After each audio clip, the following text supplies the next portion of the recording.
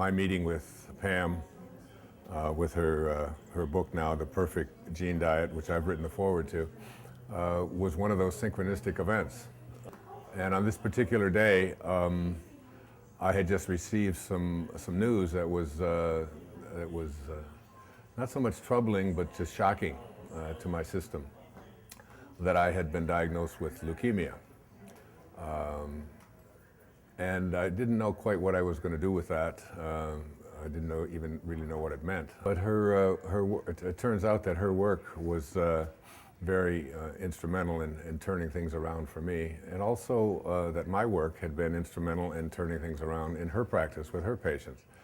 And as we began to talk, I finally just revealed to her why I was struggling this day. This wasn't so much that I didn't want to talk, but it was because I had just heard this diagnosis that when I think of leukemia, I always thought, well, that's death.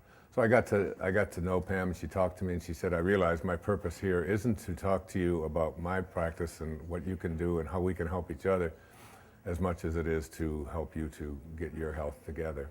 And she became like a very close and personal friend. We worked together. She took my blood, told me things that I had to do to change around my nutritional habits, so that my spiritual habits and my belief systems, which I lecture about and talk about over and over again, which she has been using for years with her patients, they still weren't meshing with my nutritional habits particularly, and didn't realize that depending upon what kind of genetic blueprint that you have, there are certain kinds of things that your body can and can't do, and you have to find out what that is. And when you do find out what genetic blueprint you've been handed by your parents, you then can discover that there's certain kinds of foods that if you eat them, they're going to make things worse. And if you stop eating them and eat something else instead, and change around those habits, and there's not a real difficult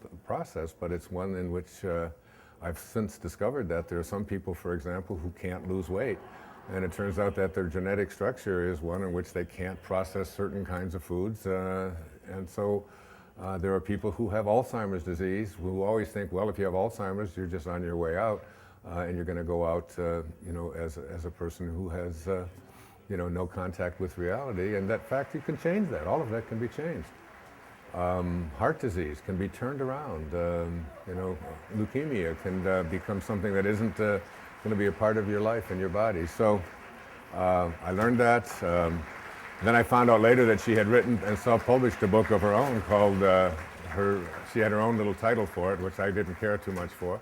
I said, why don't we take this to Hay House and promote a book with Hay House and call it The Perfect Gene Diet. I wrote the foreword to it, and here we are.